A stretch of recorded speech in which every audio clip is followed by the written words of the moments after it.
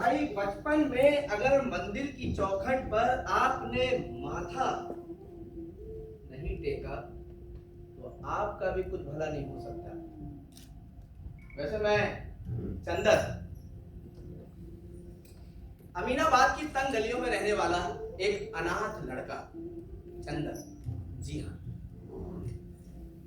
मुझे ये भी नहीं पता था कि मैं किसका बेटा हूं, हिंदू का या मुसलमान का।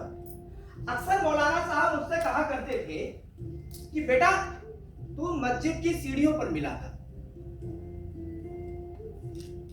मैंने भी सोचा होगा हाँ, मस्जिद की सीढ़ियों पर ही मैं मिला होगा, लेकिन मंदिर के पुजारी कहते थे गलत, ये मौलाना तुम्हें भड़का रहा है। अरे तू तो मंदिर के अंदर चौखट पे नहीं अंदर मिला था, तू आंगन के पास था। मैंने कहा हाँ, हो सकता है मैं मंदिर के अंदर ही मिला। 6 साल का बच्चा वो क्या जाने मंदिर की चौखट पे कि मस्जिद की चौखट पर। लेकिन एक थे सलाम मियां। सलाम मियां मुझे बहुत मानते थे। बचपन से ही मुझे कंपट खिलाया करते थे, छोटी छोटी, और मुझे कुछ 5 पैसे की कंपट दे करके स्कूल भेज देते थे। और वहां पर मैं जा करके नीचे बैठ जाता था बच्चा बन करके, क्योंकि मैं 6 साल का था। मेरे पास काफी किताब, मैं जाता था और गुरुजी के पास 2 दूनी 1, 2 दूनी 4, 2 दूनी 1। गलती हो गई मास्टर जी, वो 2 दूनी 4। हाँ, मैंने तो 2 लाख खाई है। एक बार क्या हुआ, उन्होंने आगे से मारा, एक बार पीछे से मार दिया। मैंने कहा मैं स्कूल में नहीं पढ़ूंगा, मैं जा रहा हूं। मेरे पास कापी किताब तो थी नहीं, मैं तुरंत उठ करके निकल गया। लेकिन सलाम मियां ने मेरे कान उमेरते हुए कहा, अरे बदतमीज, तू स्कूल छोड़ के क्यों चला आया? हैं? क्या तुझे मैं मदरसे में लिखवाऊं? अभी लोग कहेंगे कि ये देखो लड़के को मदरसे में भेज रहे। मैंने कहा तो सलाम करता था। जिंदगी का मोड़ चंदर को धीरे धीरे समाज में बड़ा करता जा रहा था। वो समझा रहा था दुनिया में अगर जीना है तो इस तरीके वक्त के थपेड़े खाना ही पड़ेगा। चंदर थोड़ा बड़ा हुआ, 15-16 साल का। उसको फिर ऐश बाग की किसी दुकान में नौकरी पर रख दिया गया। वो जाता था, वहां काम करके आता था। तो एक मंडी थी और उस मंडी में कुछ नहीं करता था, केवल बोरियां उठा उठा के धरता था, क्योंकि पढ़ा लिखा नहीं था। हाँ, जवान था, मुस्टंडा था, तो काम ज्यादा करता।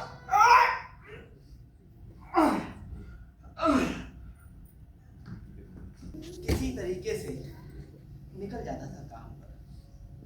चंदर को ये पता नहीं था कि धीरे धीरे यही भूखा रहना उसकी बीमारी का कारण बन सकता है।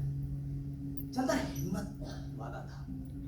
उसने सोचा कि नहीं, काम करना है, पैसे बनाने हैं, मुझे भी एक छोटी सी झोपड़ी अपनी बनानी है जिसमें मेरा मकान हो सके।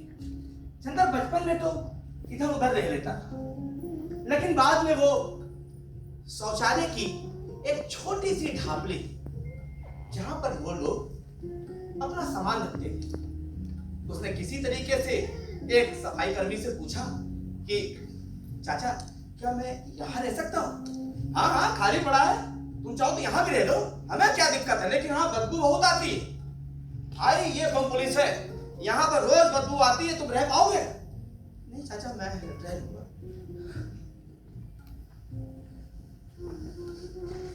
चंदर को लगा कि जिंदगी कैसी है, कहीं बदबू कहीं खुशबू। क्या हो गया? अरे क्यों ना भाग गए? चाचा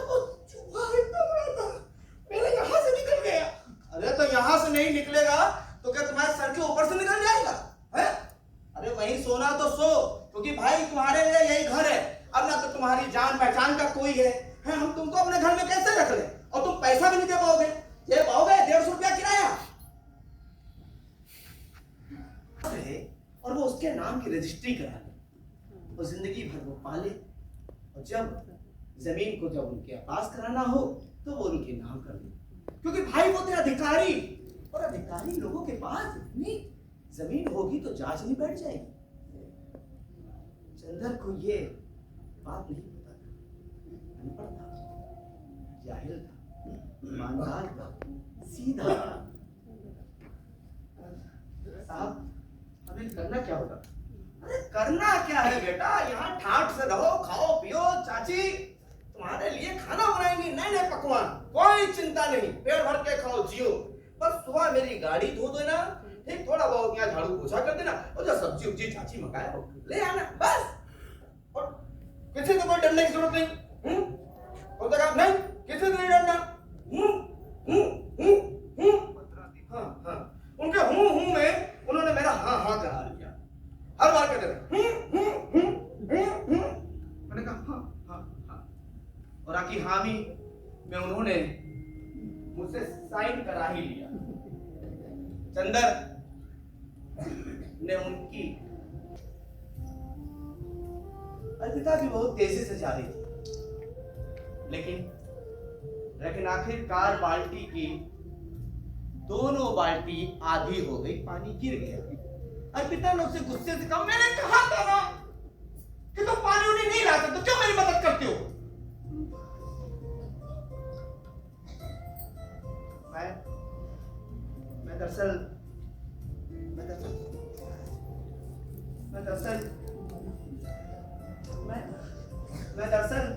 मैं दरअसल ये बाल्टी फिर से भर के ला देता हूं।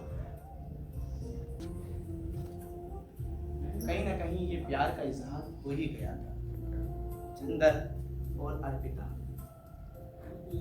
अर्पिता ने ये सोचा कि चंदर के पास कोई काम नहीं, काबिला नहीं तुम कल भी हमारे बेटे थे, आज भी रहोगा, लेकिन देखो तुम्हारा ये रवैया हमें पसंद नहीं बेटा।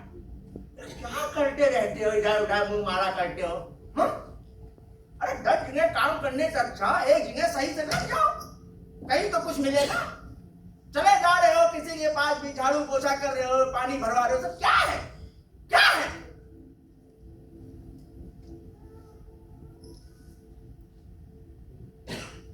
बाबूजी की बातें मुझे सही लगी, मैंने सोचा इनके साथ काम करके रह लूंगा। मैंने भी दिमाग लगाया। बाबूजी अगर आप एक हमारी मदद कर दो, दरअसल हमारा विवाह होने वाला है और हमका रहने के लिए घर की जरूरत है। अगर तुम अपने घर के वो जो पीछे छोटा कमरा बना है उमा हमका रह दो, हम पूरी जिंदगी तुम्हारे साथ काम कर रहे।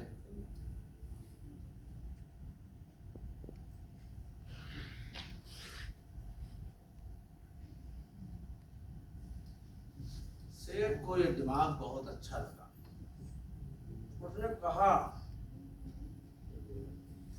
चंदर देखो तुम बात तो सही कह लो, अगर तुम्हारी तनख्वाह रही है 200 रुपया, तो कमरे का किराया है 350 रुपया भरपइयो। अरे हम कह रहे हैं भरपइयो। देखो भाई हमारी घरेतिन जो है सीधे कहती है कि बिना पैसे के कमरा ना उठा दो, है? अरे हमका डांट सुनी, बोलो। चंदर ये अफसोस में था। चंदर ने कहा, घूमने भी जाओगी तो वैष्णो देवी। कहीं तो कहा और तो कहा मनाली ले चलियो, नैनीताल ले चलियो, पैसा है तुम्हारे पास? चंदर ने कहा, पैसा तो नहीं है, लेकिन दिल तो है मेरा इतना बड़ा तुम्हारे लिए। नैनीताल में क्या कर रहे हैं?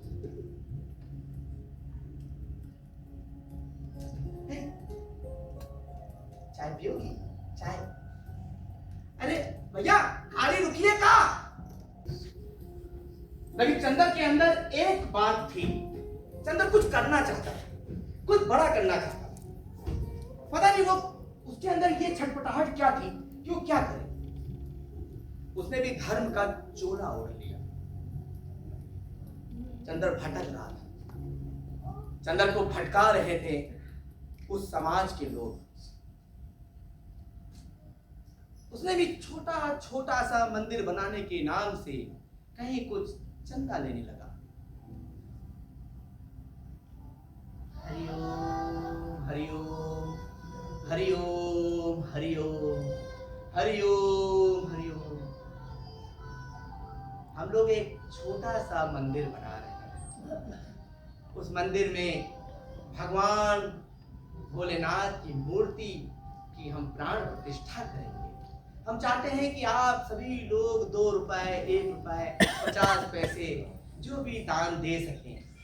ईश्वर आपकी कृपा करेगा। देखिए, मन में आपके केवल भी श्रद्धा होनी चाहिए और कुछ नहीं। इतना क्यों सोच रहे हैं? अरे 25 पैसे, 50 पैसे तो रोज आप बच्चे को लंपट और टॉफी बिस्कुट खिलाने में फेंक देते हैं। प्रभु के चरणों में ये 25-50 पैसे आपको अमृत दिलाएगा, सीधा स्वर्ग पहुंचाएगा, जन्नत दिलाएगा।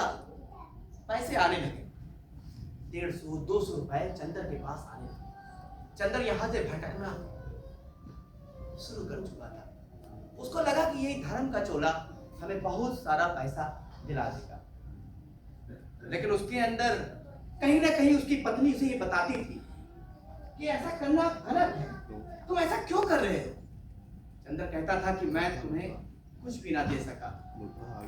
विवाह के 15 साल हो गए। एक छोटे से कमरे में हम रहते हैं। हमने अपनी जिंदगी का सब कुछ निछावर कर दिया, लेकिन तुम्हारे लिए मैं कुछ ना कर सका। तुमने हर दुख को, हर आंसू को पी लिया। तुमने जरा से भी नहीं सोचा कि तेरा चंद्र इतनी मेहनत करने के बाद भी तुझे पान, तुम्हें उस चीज का कभी दुख नहीं है। मैं नालायक हूं। ये समाज कभी भूल। मैं भी चाहता हूं कि जब मैं नहीं पढ़ पाया, कितने वो बच्चे होंगे जो पढ़ना चाहते होंगे, जिनको उन मास्टर ने लात मार मार कर भगा दिया, जिनके पास न कॉपी है न किताब है, बस सपने हैं। उनके सपनों को दबोचा गया, उनको बिल्कुल ही निचोड़ करके पानी में फेंक दिया गया। वो देखो, उसमें से कोई असलम होगा, उसमें से कोई मनोज होगा, उसमें से कोई रिमझिम होगी। वो सारे बच्चे देख रहे हैं। उनके भी सपने थे, लेकिन वो पढ़ नहीं पाए, क्योंकि बड़े बड़े स्कूलों के उनके पास पैसे नहीं थे। क्या क्या बेटा, हम मंदिर की जगह स्कूल बना सकते हैं? बताओ। बहुत हिम्मत थी। उसने चंद्र का हाथ पकड़ा, उसे उठाया और उसे कहा, तुम यही चाहते हो ना कि तुम नेक दिल इंसान बनो? क्यों सोचते हो? तुम नेक दिल हो चंद्र। तुम्हारी नेक दिली पूरा लखनऊ जानता है। फिर ये सोचना क्यों? चलो। चंद्र जैसे लखनऊ से बाहर निकलने वाला था, रजिस्ट्री तुमसे कराया था, उसका कुछ हिसाब किताब दोगे कि नहीं?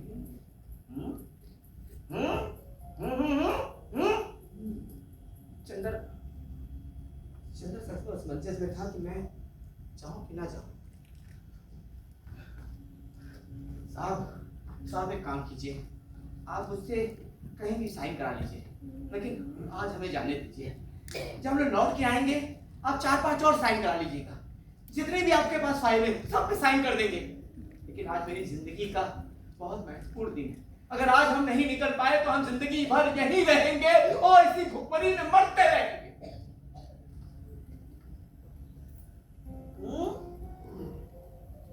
भुखमरी में? तुम तो अच्छा खासा कमा रहे थे, तब क्या हुआ? चंदर फिर पिता के साथ लखनऊ छोड़कर चल पड़ा। अब हमारा कोई दिल्ली में कोई ठिकाना तो है नहीं। अब यही सोचेंगे कुछ किया जाए। यहाँ जो है बड़े बड़े बाबू रहते हैं, हाँ, और यहाँ से लोग लखनऊ भी आते हैं और लखनऊ से दिल्ली आते हैं। तो मैं काम करना, ये जो बड़ी बड़ी बिल्डिंग है ना, यहाँ तो काम 2 साल, 3 साल, 4 साल, 5 साल जिंदगी की गाड़ी बस चली रही थी, लेकिन एक झटका फिर लगता है। सिर्फ गरीब आदमी का जहां पर लगता है कि खुशियां आ रही है, वैसे ही कुछ और आता है। अरे सब लोग हट जाओ सामने से। अरे बुलडोजर से सब टूटने वाला है, हट जाओ। ए भैया, इधर झोपड़ी जो बना है, हट जाओ सब यहाँ से। अरे सब टूट रहा है। कीड़े मकोड़े जो नाले में बचबचाते हैं, उसके बाद वही मर जाते हैं। सचमुच हमारी कोई जिंदगी नहीं होती, जिंदगी हो भी नहीं सकती, क्योंकि भैया हम तो गरीब नहीं है। हमारी औकात ही यही है कि बिल्डिंग बनाना है, बिल्डिंग में रहना नहीं है। गरीब से मोह ही मोह है। आपको मोह है पैसे से, आपको मोह है अपनी बिल्डिंग से, आपको मोह है अपने बच्चों से। मेरा बच्चा अमेरिका पढ़ेगा, ऑस्ट्रेलिया पढ़ेगा, लेकिन चंदर जैसे बच्चे कहीं नहीं पढ़ेंगे। अगर वो पढ़ेंगे क्यों? उनको क्यों पढ़ना है? उन्हें क्यों बनना है? क्या करेंगे वो बनकर? अगर वो बन जाएंगे तो बिल्डिंग कौन बनाएगा? अगर बन जाएंगे तो अस्पताल कौन बनाएगा? और अगर वो पढ़ गए तो हमारे जूते कौन साफ करेगा?